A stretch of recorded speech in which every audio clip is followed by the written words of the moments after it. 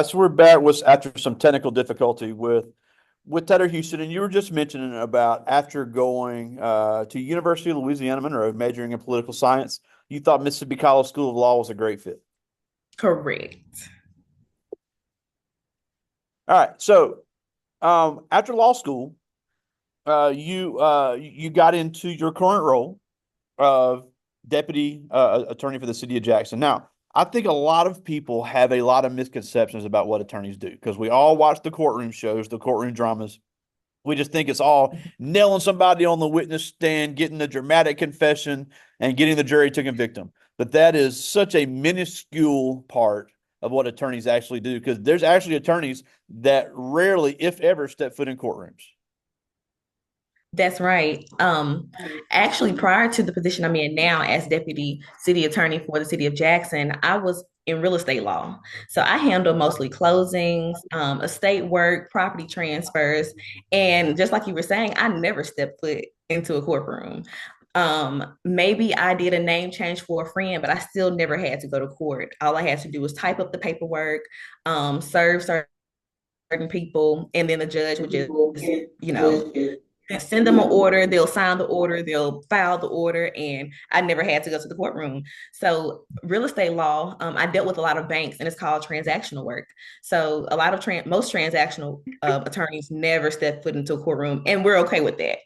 But I stepped into this role because I did want a change of scenery, and having been at the city attorney's office for about 8, 9 months, I've only foot into the courtroom once. So Wow. even in a field or area where you will be in the courtroom, you're still not in it as much as people think.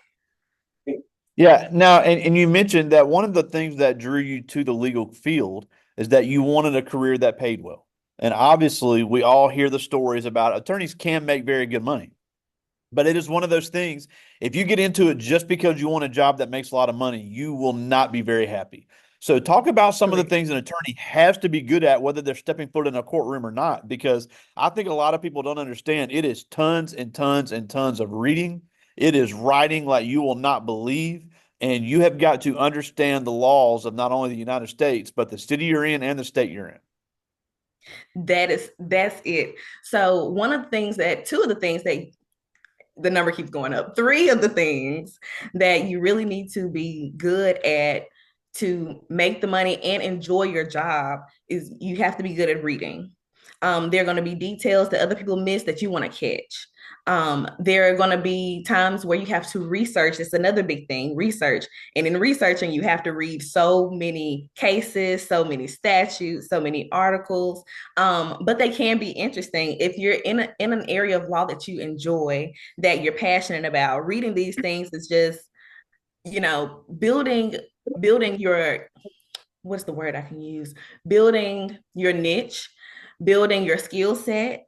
And even if you decide to change areas of law later, these skills are still transferable. And the third thing you need to be really good at is writing. I always say in law school, they taught me how to do everything all over. Everything I had ever learned, they taught me how to do it in a way that best suits this field. So reading, writing, researching was completely new and definitely skills that I needed regardless of the area of law that I went in. Yeah, and it's crazy how many places have attorneys that are general counsel. A good friend of mine, Shalon Love Wansley, was general counsel for the Mississippi Supreme Court.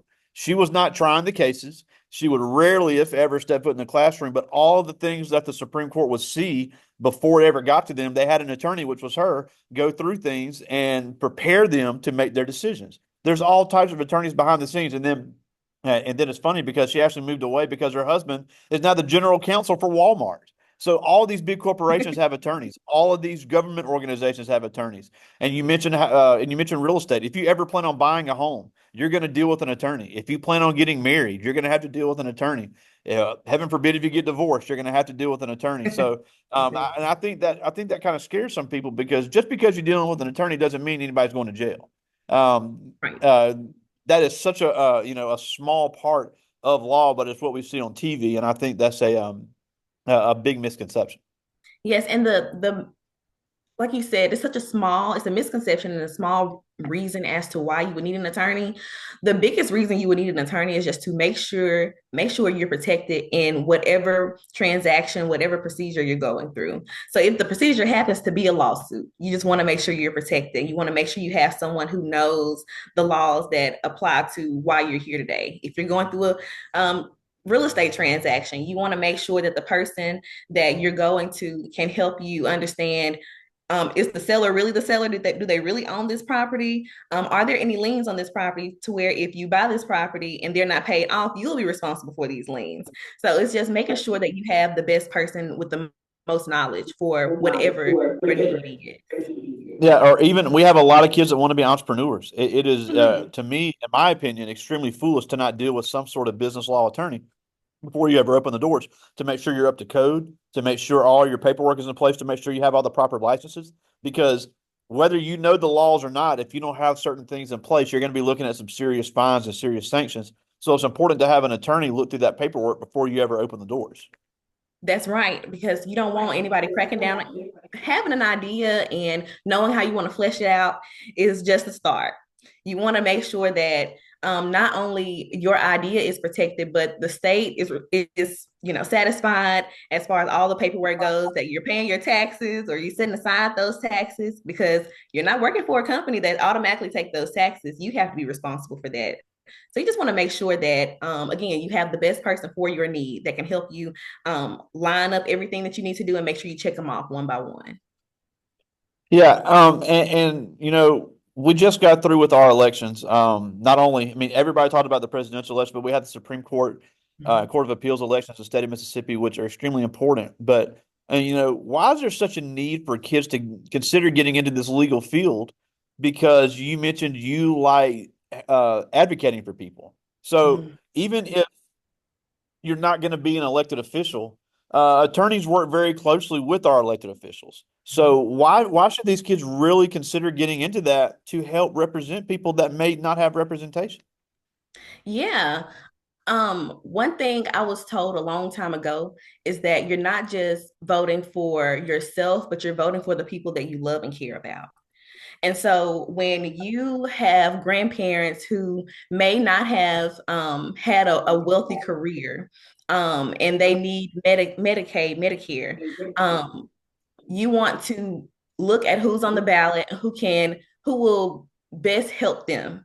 If you have friends who do it, whatever, um, you know, you look at who's on the ballot, you research these people, and you determine, again, it's not about just me. So who do I have around that would, their future would their quality of life would decrease if, um, say, this particular issue is enforced, or their quality of life would increase if this particular issue was enforced. You just have to be in the know. You have to do your research and you have to make other people aware, because like you said, aside from the presidential election, what happens in our cities and our state affects us the most, affects us the quickest. So we have to Absolutely.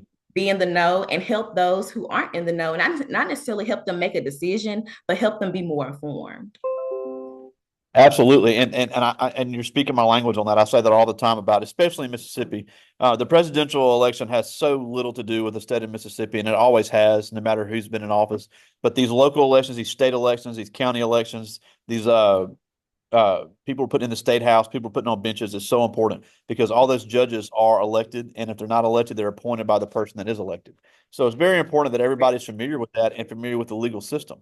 Now, something I can't believe I forgot about this. You talked about when at ULM, you were a political science major. Now that is a great transition to law school. But what are some other degrees that may be useful if somebody wanted to go to law school? Because people might be shocked about, there's a lot of degrees that do transfer into a good law student. Yes, well, Greg, I'm glad you asked, because before I went to law school, I thought I needed to major in political science or pre-law, but um, English majors, they they do extremely well in law school because they're used to writing so much. And like I said, the writing does change, but how to write, you know how to research to put into your writing, you're used to reading. So it's like all of those things, those core three things that I was mentioning earlier are big in English. A lot of Oddly, a lot of people that are in law school have majored in biology. And I really believe that has a lot to do with the critical thinking, the reasoning, the logic. I think that has a lot to do with that. There are some people who major in health, who major in dance, who major in a plethora of things, communications, philosophy, go and get their master's in business administration because they want to be in business law, or they want to get in corporate law. So it's so many. You can major in whatever you want because you need a lawyer for everything. So having a background in something other than politics is beneficial. Yeah, and obviously, there's always a need to diversify every field. So why do we need more women attorneys? Why do we need more black attorneys? Why do we need more bilingual attorneys? Because the population of not only our country but our state and our city is changing, and everybody needs to have someone that can help them. So why do we need our young ladies and our English as a second language students to really consider getting into this? Yes, that is a good question. I would start by saying times are changing around us, but we only know our own experiences. And so everything is not textbook. Granted, the laws are the laws, statutes are the statutes, but there are things that can go into the equation that textbook that has no viewpoint on, has no vantage point on. When you are talking about, having immigrant attorneys, as someone who was born here, whose status as an American has never been questioned, I don't know what it is like to possibly face deportation.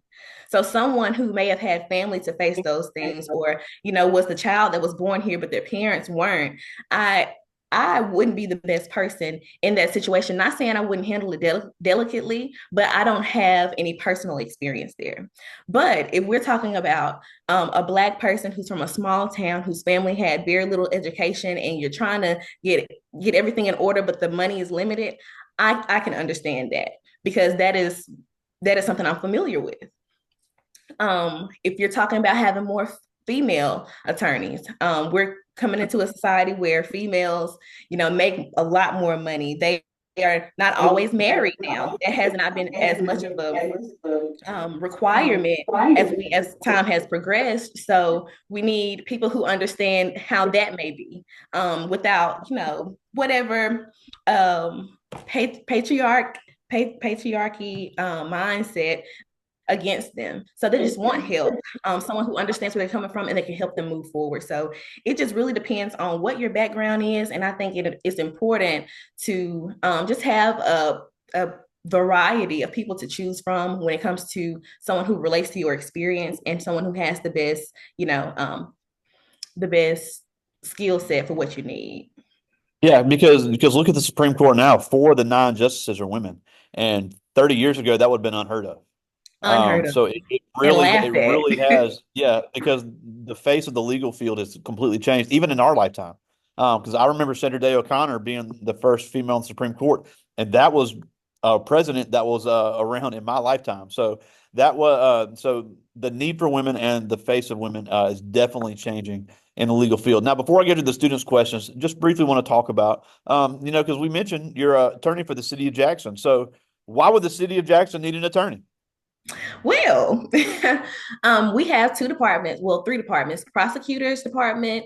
We have the litigation side where someone sues the city of Jackson, and then we have transaction department. So I am a hybrid attorney there. I handle litigation. So if someone sues the city attorney, I'm one of the four or five people who may get the case. So we just rotate them when they come in. We just rotate them, and then I do transactions as well. So if the city wants to buy something, or they're in a contract, or they've gone through city council so they can order, say, 500 sets of tires for the city garage.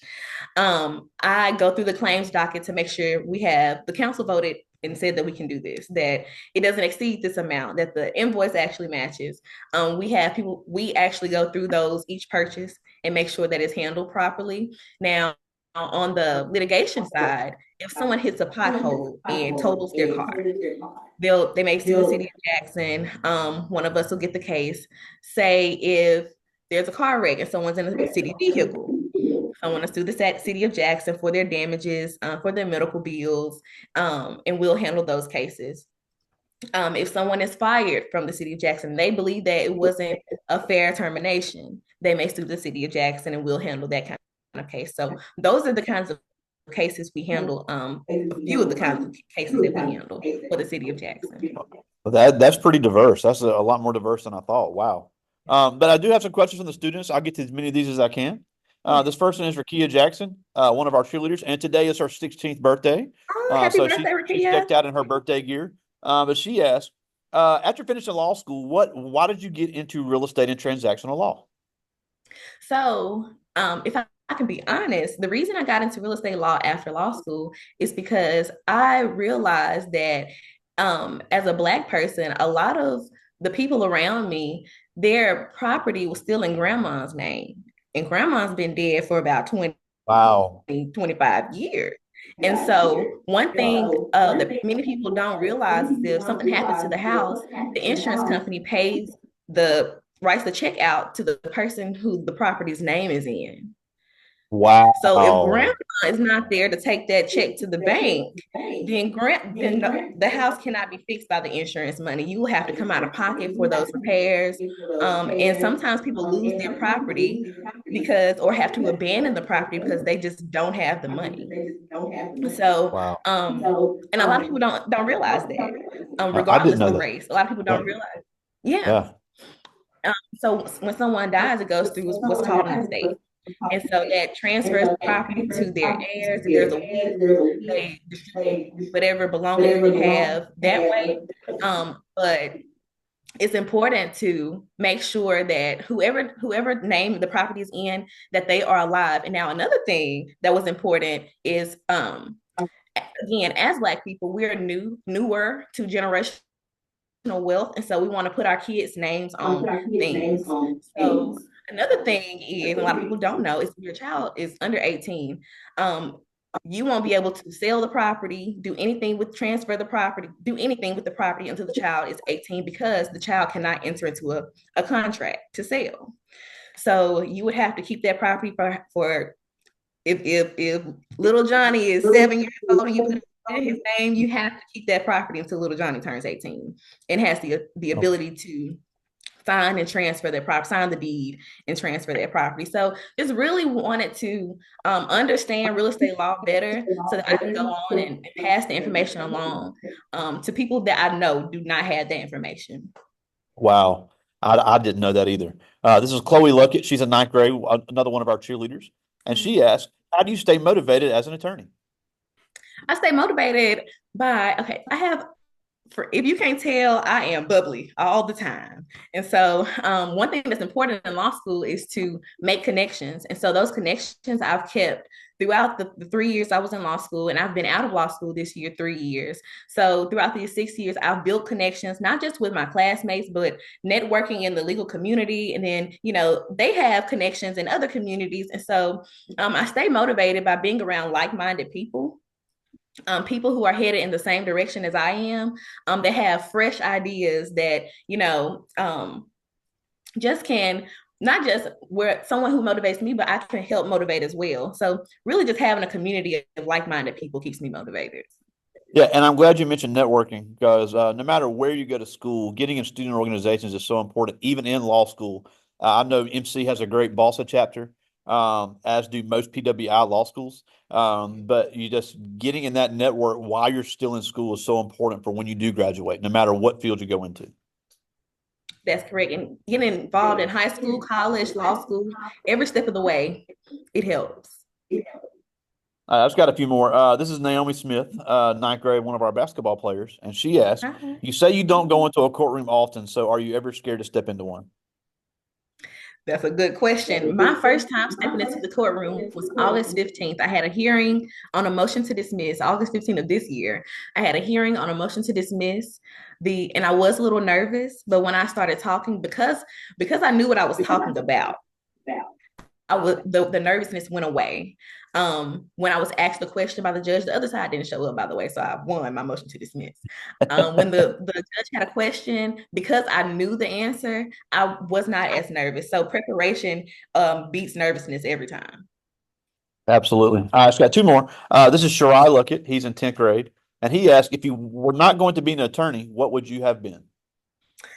Well, Shirai, I would have been a news anchor. Again, I love to talk. I love to pass along information. So I would have become a news anchor, and I love sports. I played basketball in high school. I coached basketball for a year after I graduated. I played softball for a little while. I ran track. So I love sports. So I probably would have wanted to transfer into the sports segment and see how life would have progressed from there. But that's definitely what I would have done.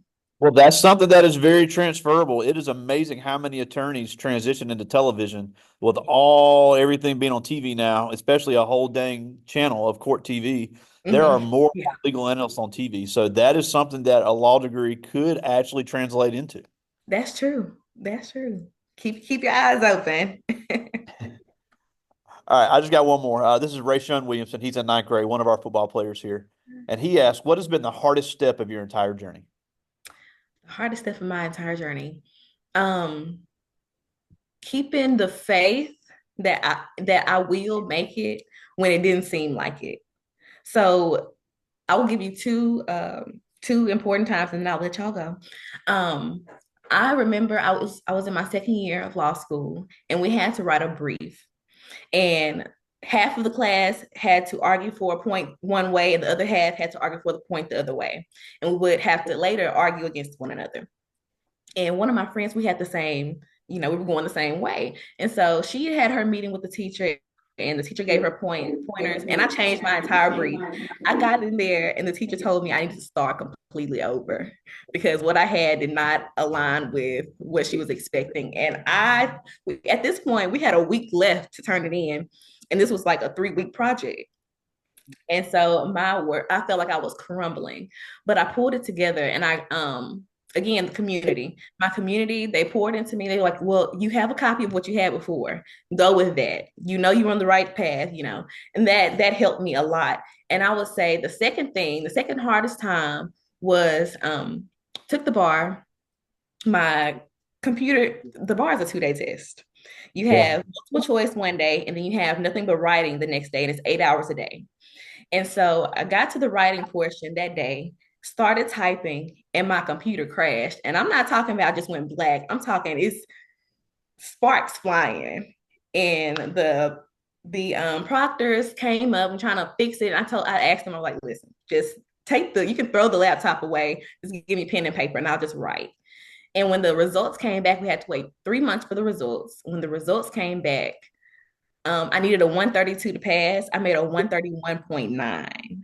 And so I did not pass. But I didn't let that crush me. I was able to appeal my score. So you request your answers and what the answer should have been and pretty much argue for yourself that you should have gotten the points that you did not get. And I won. And so through the hardest times, don't stop there. Don't stop in the hard time. Keep going, and on the other side that everything is going to be a-okay, and it'll turn out better than you expected. Absolutely. Well, we're almost out of time, and we thank you so much for joining us despite our technical difficulties. But before we go, we've had several students that have gone and shadowed attorneys here locally because they were thinking about getting into the legal field. So, why should these kids reach out to some local attorneys to see if this is really a field for them? Yeah. First, you can just decide, honestly, whatever area of law, you should do this because you want to know what your day to day is going to look like. On the outside looking in, with any position, honestly, whether it's a realtor, attorney, whatever, you want to know that it's exactly what the day to day looks like and not just what you've seen. So you get in there and you don't burn out so quickly. Awesome. Well, again, thank you so much for fitting us in your busy schedule. I know you got a lot to do, but thank you so much and dealing with our technical difficulties. Tedder Houston, Deputy Attorney for the City of Jackson. Thank you so much for Thank you. joining us today. Thank you for having me. All right, talk to you soon, buddy. All right, have a good one.